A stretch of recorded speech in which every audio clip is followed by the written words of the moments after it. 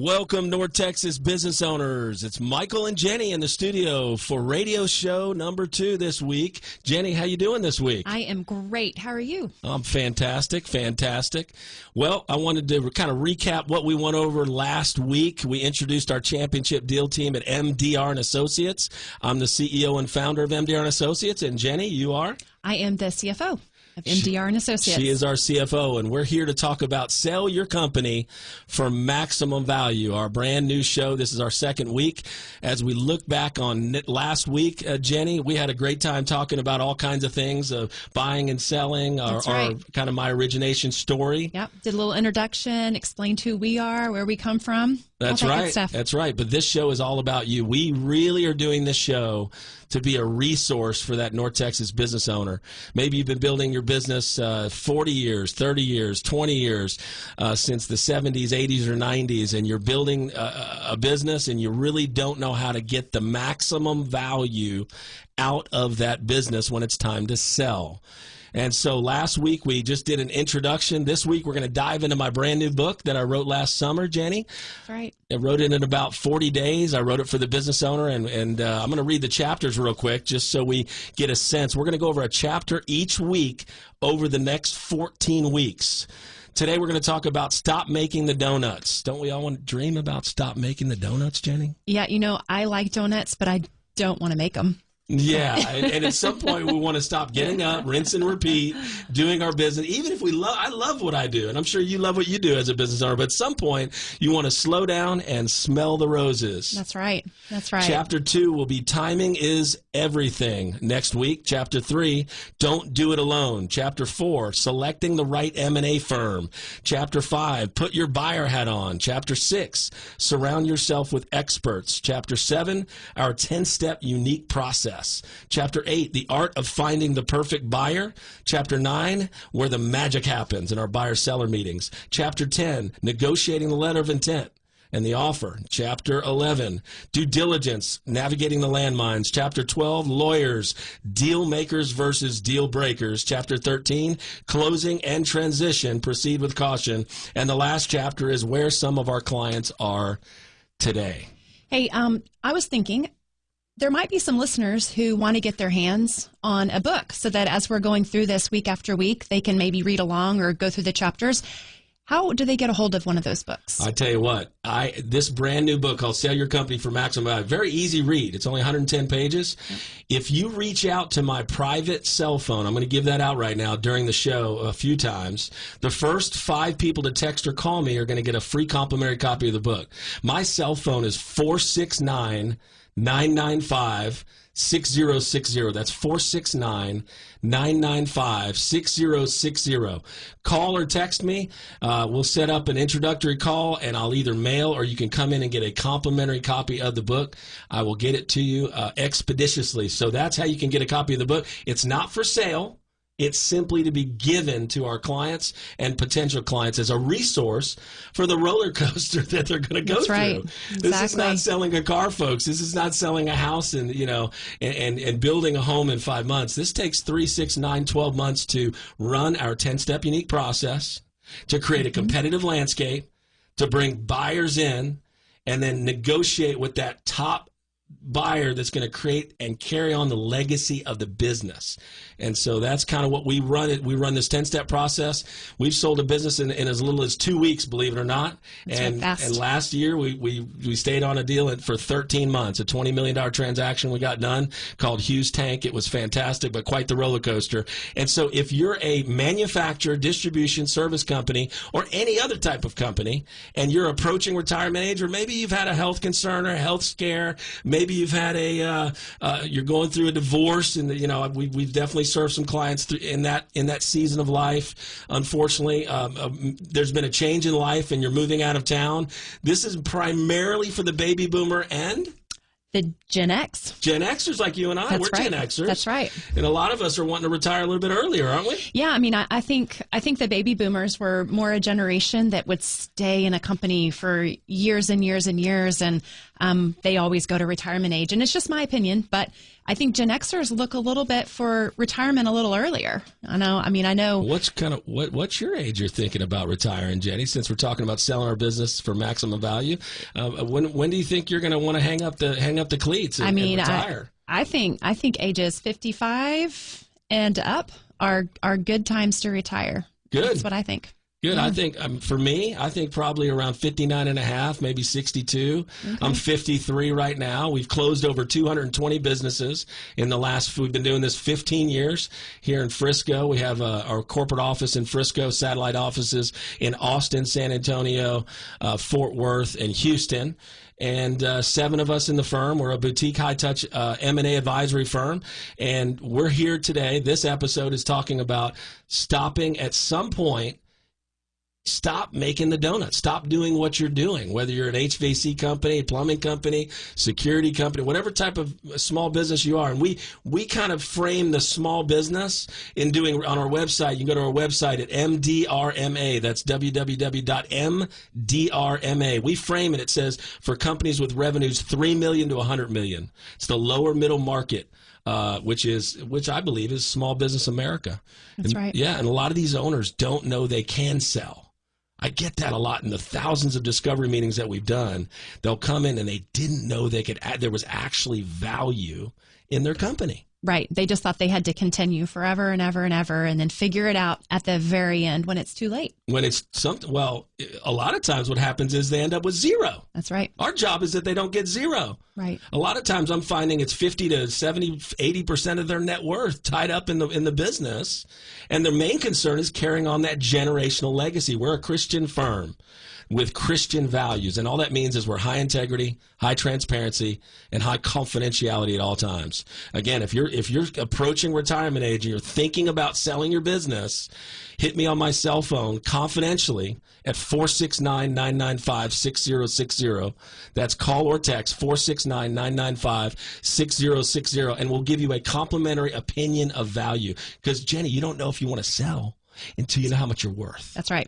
Isn't that right? That's right. Exactly. You don't know what you're worth until you start asking some questions and you really dig in, and it's important to give us a call and let us know. Yep, and we'll give that complimentary opinion of value. I call it the strike zone from low to high on what we think you're worth after 225 closings and meeting with thousands of business owners. But in case they want a more formalized report, we do formal business valuations as well. We send those out to another firm. That's right. Our analyst, his name's Hensei, and he produces a 150-page report. What do you think of those reports? You've seen those reports. They're comprehensive. Right. They're amazing. They ask Hensei asks a lot of great questions. He really digs into the operational side. So you not only get a valuation, but you also get an analysis of how your company's doing, where you can improve, where the trigger points are, where the pain points are.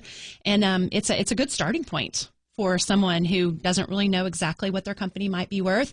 It can also give you a path to how to improve and what to look for over the next couple of years as you're preparing to retire and to sell. It does. And you know, as Jenny asked me last week, why did you get in the business? What do you like about what you do? Let me tell you what I like about what we do. We get to defend business owners, sometimes at the most vulnerable part of their life, at the end of their career. They're not the ones that should be playing poker, creating a competitive landscape. We're the buffer in the middle, folks. That's what we do. Our job is to take the bad news from the sell side, the bad news from the buy side, and get to the wiring and closing of funds. My wife likes to say sometimes, nothing happens till the wire. What she means is, if we don't close that transaction, we haven't done our job. I meet hundreds of M&A advisors that work on 5, 10, 15 deals a year, and when I ask them how many did they complete, they completed 0, 1, or 2. We complete over 90% of the projects that we take on. You've got to like us. We've got to feel good about you. It's got to be what I call a fit. And once we're a fit, we sign that engagement letter. We go through a 10-step unique process we're going to cover in the next 14 weeks on this radio show. You know, as you're talking, Last week we talked about my nickname, Jenny on the Block, right? Jenny on the Block is Jenny's nickname in the firm as our chief financial officer. That's right. And I hadn't come up with a nickname for you, but as yours, Lordy. Yep, Oh, I know. Lordy. And I didn't check this with you off air, so I hope you like it. Well, I don't know if I'm going to like a nickname. We'll see. But as you're talking about, defending the client, all I can think of is the word bulldog. How about that for a nickname? Bulldog. What do you think? You're the bulldog. I don't know. I mean, I'm dead serious when I'm playing ball and I'm defending. We defend business owners a lot like a sports agent would defend an athlete when they're trading from the New York Jets to the Seattle Seahawks. It's the same type of relationship. We're sold out to do three things. Number one, sell it for maximum value. Whatever the fair market value, got to be fair for you. It's got to be fair for the buyer. We're going to get into all types of buyers in some radio shows coming up. But number two, besides maximum value, and just as important, we want that buyer and we need that buyer to carry on the generational legacy of your business. Think about how important that is. The generational legacy must be protected. Right. You want your employees to stay intact. You want them to be valued. You want all those operational things that you've put into place to be carried on or improved on. That's right. And then the third thing we need, and this is super important, our business is confidentiality. Confidentiality. I used to think when I started in the business, I didn't understand it fully. Right. But your employees, your clients, and especially your competitors cannot and will not know they're for sale if MDR Associates is exclusively representing you. If MDR Associates is exclusively representing you, as ferocious as our ambassador, Randy White on the football field. Well, Randy White was a bulldog, and he was actually ferocious on the football field. I would say I'm the same way. You've seen me in the middle of deals. Am I ferocious? Right. Yeah. In 100%. defending business owners and getting maximum value in the shortest period of time while protecting confidentiality. It's super important. That's right. Super important. It's super important because one day you're going to want to slow down, smell the roses, spend some time with your kids, your grandkids, travel with your spouse, and just enjoy life. I mean, so many of us just rinse and repeat every day. What we do, we go to work, we take care of families. I got to just stop and say this. Business owners in Texas, in America, but I'm a Texan. We're Texans serving Texans. Business owners here, I'm in awe of. Think about hard. The economy, it literally moves as a result of them selling something and delivering a product or service. That's right. Think about that. Mm-hmm.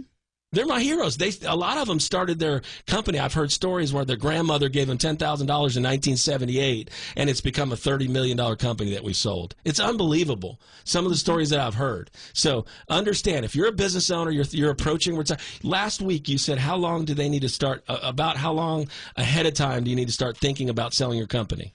Well, several years. So 3 years, 1 to 3, for sure. 5 would be amazing. You'd be so prepared. That's a great point. We have a consulting division. We do pre-exit consulting. We can clean up you clean up financials all the time. Right. You help people with their QuickBooks all the time. Yep. Go in and clean it up. Again, if you're a business owner, you're driving around, you're operating your business right now in your office or in your car, and you'd like to get a complimentary opinion of value, text or call my cell phone at 469-995-6060, 469-995-6060. I'm Michael D. Rubin and Jenny Swain here. We're talking about stop for a second and smell the roses. Stop making the donuts. You know, we all kind of dream about if we didn't get up on a Monday and go to work, what would we do? Exactly. Right? We all do that. I dream about that. Yeah. Do you dream about that? Yeah, for sure. I mean, you'd probably get tired of it. You'd probably get, tennis courts. You know, when Jenny and I came together, she made it very clear. She said, listen,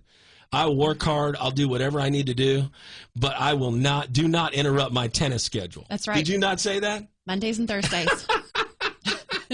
Give or take. You know what's funny is that my wife and I are into pickleball. Mm-hmm. What a phenomenon that's becoming. It's sweeping the nation. It's the fastest growing sport in America. Yeah, it's crazy. And last night, my family, we went to play a relatively new sport. It's not new in Latin America, but it's called padel.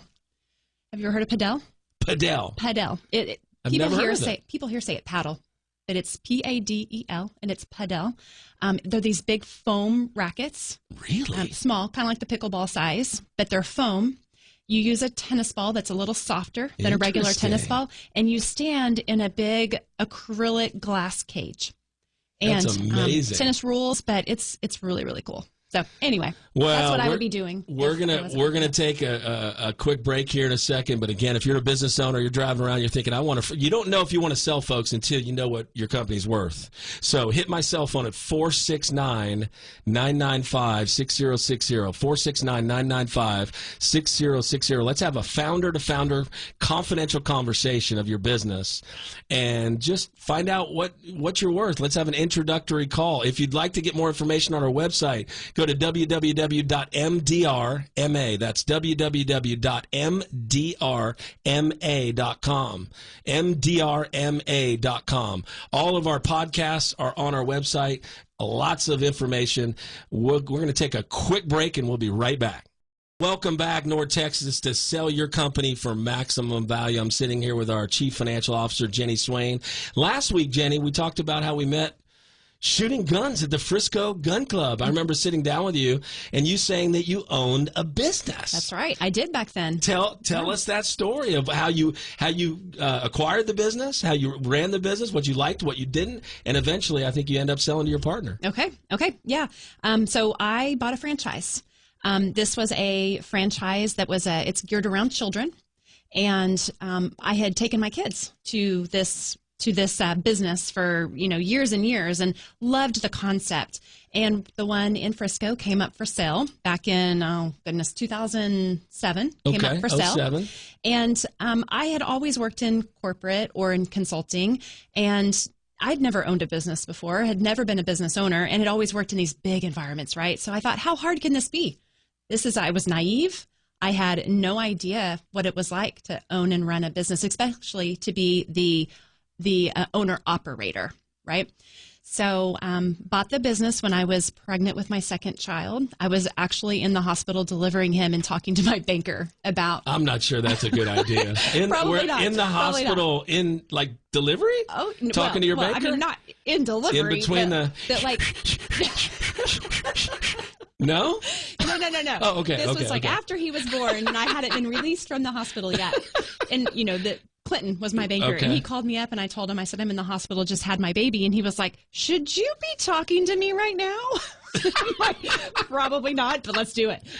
Oh, my gosh. All right. Take us in the business. So business was an existing business, right? So it needed a lot of work, needed a lot of things to be done, lots of working capital, things like that. So I dug in.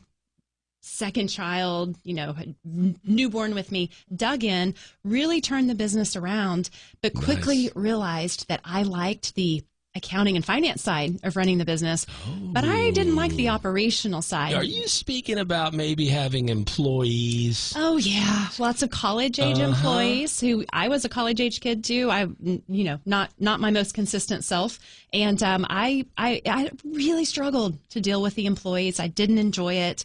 I didn't enjoy being the face of the business. So I tried to sell it about 18 months in. It didn't work out, and we can get into that another time about the business broker that I used, and they, it just didn't work out. There's no communication. You gave them the listing, they never communicated with you. That's right. So I, meanwhile, found a person who had worked in this type of business for years and years. Brought her in. She earned a sweat equity with me. And she eventually bought the business in totality. She bought from you. So you sold your business to your business partner. Yes. Well, you bring up a great point. Listen, if you're a business owner, having employees, I mean, we have 7 people in the firm, right? 3 or 4 report to me, and that's all. Mm-hmm. And if you've got 40, 100, 80, 120 employees, I've heard more than a dozen times, I love my business, but employees are a huge challenge. That's right. So again, if you're thinking about selling your business, getting close to retirement, maybe maybe you've had a health scare. Maybe you're going through a divorce. It's an unfortunate thing, but we've served several people in that scenario. If you're going through a life change, you need to sell your business, hit me on my private cell phone at 469-995-6060, 469-995-6060, and I will give you a complimentary introductory call, a complimentary copy of my book for the first 5 people that hit my cell phone. We're going to take a break and just right now, and we'll be right back with Sell Your Company for Maximum Value. Welcome back, North Texas, to Sell Your Company for Maximum Value. You know, we had a pretty funny moment in that last segment. I mean, wow. I had to clarify. Well, I had to clarify whether you're actually in labor talking to your banker or. Let's be clear that was you making those sounds, not me. Yeah, that was definitely me, because I had a picture in my mind going, why is she talking to the banker? She needs to focus on the breathing. Oh, Patrick is there. I wish I could go back about 10 more minutes and maybe re-talk about that a little bit. That was a lot. All right, well, let's get back into chapter 1 of the book, folks. Okay, all right. So chapter 1 is stop making the donuts. Yeah, we all want to do that one day. That's right. So talk a little bit about why is someone ready or not ready to sell? Gosh, looking back at the 15 years, speaking to over 3,000 business owners, I find there's 3 categories, right? There's one that's never ready to sell. And typically they're, we can be stubborn as business owners. I'm pretty stubborn myself as a business owner. I might never want to stop doing my business. And I've ran into business owners that simply say, I'm just not going to sell. They're going to turn the key. They're going to turn the key with no value. Right. And is that just because they don't think anyone can do it better? Maybe. It could be. It could be they've never delegated any of the tasks. The business really isn't sellable because there is no business to sell. Because when you take them out of that business, there is no business. There is no sellable business. Or maybe they haven't spent some time thinking about what they want to do next. We talked about that last week. That's right. I find that someone will not complete a transaction. They generally won't sign an engagement letter or listing agreement to start with us, but they definitely won't sign a deal at the end unless they have a vague to crystal clear idea of the next season of their life. We're going to get to that category. Right. So the first category is I'm never going to stop. I think I want to go another 5 years. And they might be 70, 75. I've even talked to an 82-year-old that said, I'm just not stopping. I'm not comfortable giving the reins to anybody else. Yep. I can't trust That's number anyone one. I can't trust anybody else. Number 2, they're making too much money. We just signed an engagement letter with a company that it's a metal recycling company here in town. And they're making millions of dollars a year. Yep. I'm not talking about gross. They make $28 million gross. I'm talking about net per year, millions and millions of dollars. Right. So if they make that every 3 or 4 years and we get 5 times EBITDA, they make that every 5 years, 4 years after taxes. Right. So a lot of times they won't because they can't justify getting a lump sum for continuing to make, whether it's $1, $2, or $3 million a year net with their great lifestyle. And to your point, they might not know what's next. Yep. They exactly. have to know. Exactly. You have to, and we help with that. Right. We in that hour to hour and a half discovery meeting in Frisco, Texas, if our first phone call or text leads to a discovery meeting, we just sit back and listen. Right.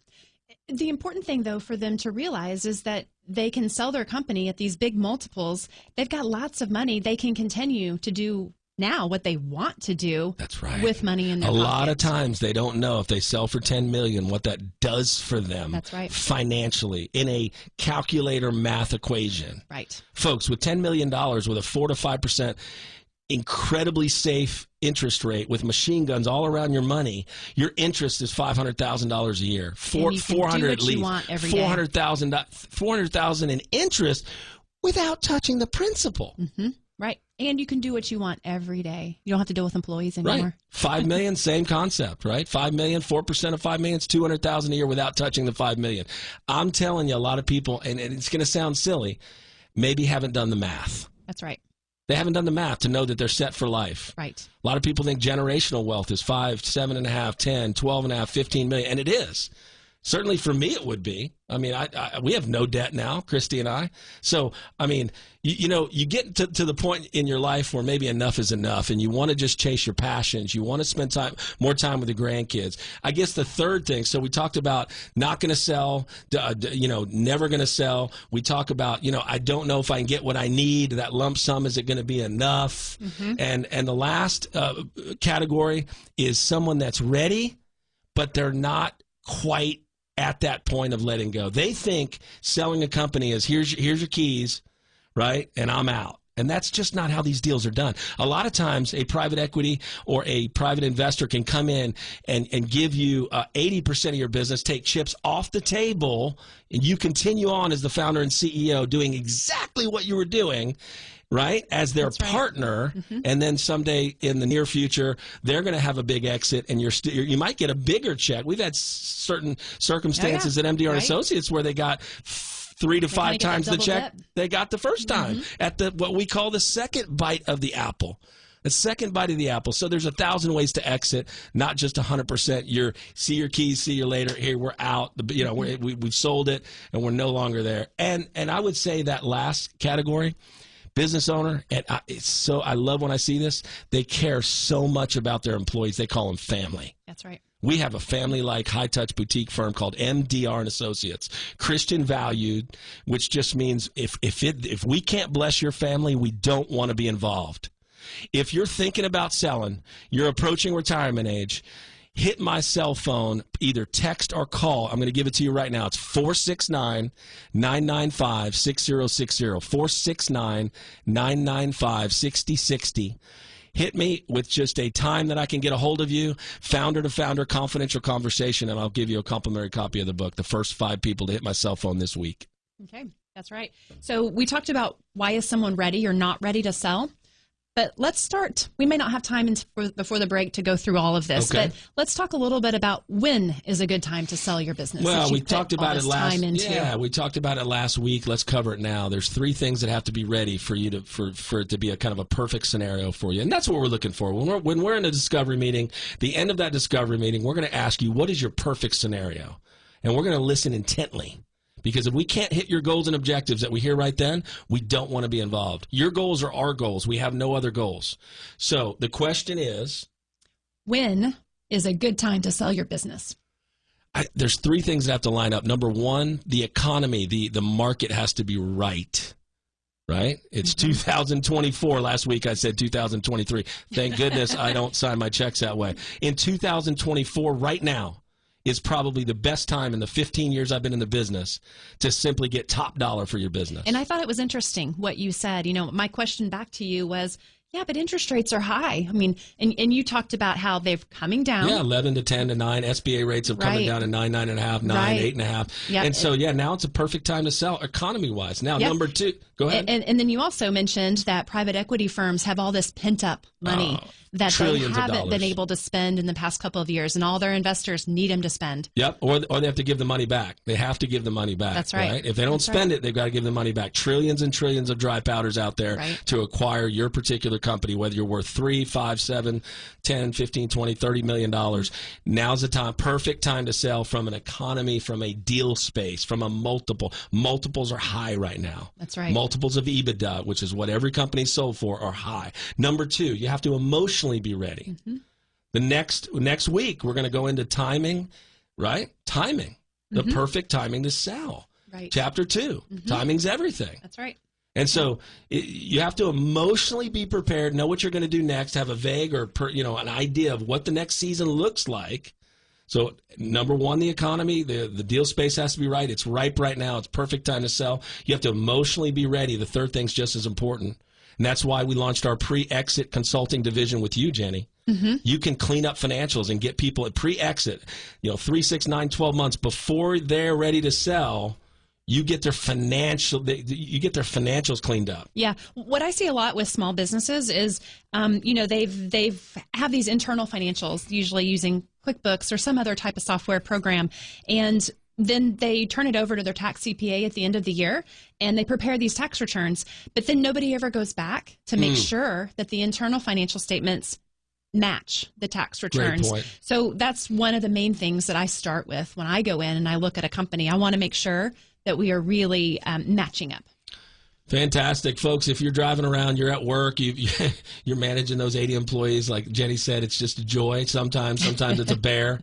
Hit my cell phone for a complimentary introductory call, a free copy of my book, Sell Your Company for Maximum Value and Possible Discovery Meeting. My cell phone is 469-995-6060, 469-995-6060, or hit our website at www.mdrma.com. MDRMA.com. I'm here in the studio with Jenny on the block, our CFO, Jenny Swain. And you're the bulldog. The bulldog. For this? Not set in stone yet. Okay, thank goodness. Thank goodness. Because I have a soft underbelly with my grandkids. Well, so does I'm a bulldog. Softie. So does a bulldog. Does a bulldog have a soft? 100%. Okay. Yeah. So, Jenny, if we go back to the chapter, you wanted to cover something, right? I'm going to throw it over to you. So there's a couple other things that tell you when a good time to sell your business is. One of them is obviously profitability, right? I mean, think about it. If you were interested in buying a business and you were looking for a business, would you look for one that's losing money? No. Matter of fact, if it's not making money, it's unsellable. Right, exactly. In my opinion. And also trends matter, right? Trends do matter. So you can't expect, if you've got a couple of down years, that you're going to be able to sell your business. Nope. You need to sell when your company is stable or on the up. That's exactly right. You couldn't have put your finger on. I used to think trends don't matter when I first started selling companies. That's right. Back at the business brokerage world with VR Business Brokers, I thought, well, trends don't matter. Right. Folks, trends matter. They will almost predict the future. Well, and think about the last couple of years. A lot of businesses struggled through the pandemic and through COVID, and we are seeing it, and now finally we're a couple of years out, and so we're starting to see better financials. But we've had to really explain those COVID pandemic years to buyers. We had a tough time through COVID. In 2020, we closed our last deal. It was an auto repair, Eddie's Auto Repair, and Eddie's a great guy. He might even come in the studio. But we sold that March. We closed that in March or April of 2020. And then the world shut down. The world shuts down. No deals for April, May, June, July, August, September. Our next closing was October. So there was a lot of pain in COVID that business owners felt. And I know you felt it. You're probably thinking, you know what? That took a bite out of me. It took a lot out of me. Well, that's what we're seeing with the discovery meetings since COVID is people are ready to sell now more than ever. And they've rebounded. They've had those 2 or 3 good years. Right. Financials are in order. They're steady, as to your point, are going up. And now's a perfect time to sell your company for max value. Yeah, I mean, I started working with you in 22. That's right. And in 22, we go back 3 years typically. So we had 19, 20, and 21 to try to sell these businesses. That's in 22. Right. That's right. And 20 and 21 were rough. Yeah. And it was really hard. It was hard to have to explain that but now we're a couple years out of that, right? So it's you started actually early 21. Yeah, early 21 you came on, not 22. Oh, really? It's been a few years now. Yeah, 15 to 20 deals we've worked on. Time flies when you're having fun. And I said this, I bragged on Jenny on the block last week. I'll do it this week. She filled a financial gap in our firm. I mean, yes, I could tell you what the EBITDA is in general. You can defend the EBITDA with private equity. EBITDA, not EBITDA. EBITDA. Yeah. That. Okay, well, that's just how you pronounce. I can pronounce EBITDA. it EBITDA. You can say EBITDA. I can say EBITDA. Mm-hmm. That's right. Okay, all right, EBITDA. Whatever. But all that is a proxy for cash flow. That's what you said last week. That's so right. you defend that business with a multiple of cash flow, and you do it better than anyone I've ever seen. Oh, and you take you. the pressure when you're signed up with MDR, when we're exclusively representing you. Jenny goes alongside you and really takes the pressure off getting in your QuickBooks, cleaning up financials, and defending that EBITDA with buyers. Thank you. So before we run out of time today, I want you to talk a little bit about having management in place to run the business when you're getting ready to sell. Well, I think it's super important. I've out of the 3,000 business owners, there's probably been a couple hundred that there wasn't a business to sell. Right. The whole business revolved around the owner. That whole business Mm-hmm. revolved around the owner. And so if the whole business revolves around the owner, then that owner takes a 2 to 4 week, 6 week vacation, that business falls apart. So I think it's important before you go to sell, you really need to have managers in place that are empowered to run that business. So it's a semi-absentee type of ownership instead of a owner operated every minute of the day. That owner, everybody reports to that one person. You need a management team that spreads out the responsibility into different lanes. Well, and I think too that speaking for the Gen X and the Gen Y populations, that I'm a Gen Xer. Yep, I am too. We don't want to work 50, 60 hours a week, right? And I think baby boomers, that is kudos to them. Especially if it cuts into our tennis schedule. That's right. And pickleball. and pickleball. Our pickleball schedule. That's right. That's right. So you want management in place because buyers are looking for companies that they can go in and run and operate, but they can also have that flexibility that they're looking for. Absolutely. And you want them to have that option. Absolutely. I think it's super important to have trusted employees, management that really can run the business in your absence. I think putting those people in place is, we do a lot of consulting, that pre-exit consulting. We're actually going to have lunch and learns where you're going to get to meet our two ambassadors, Randy White, the former Dallas Cowboys Super Bowl champion, as well as Ed Too Tall Jones. We're going to have two lunch and learns this year. We don't have the dates announced yet. Check our website at mdrma.com, mdrma.com.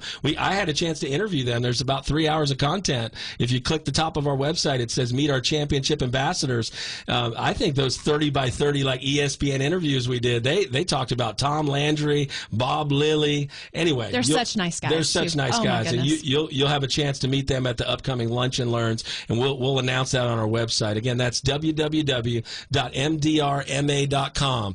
If you're a business owner and you're thinking about selling, hit me on my private and confidential cell phone at 469-995-6060, 469-995-6060. Let's set up an introductory call and a possible discovery meeting. I'll give you a complimentary copy of our new book that I wrote this summer just for you as a business owner called Sell Your Company for Maximum Value. Well, that wraps it up, Jenny, for this week. That's right. And hey, I want to put in there that phone number you're giving, your cell phone number. They can text you there too, right? They can text text me at 469-995-6060. I prefer text. All my clients hit me on text. Right. Until next week, everybody in North Texas, be blessed.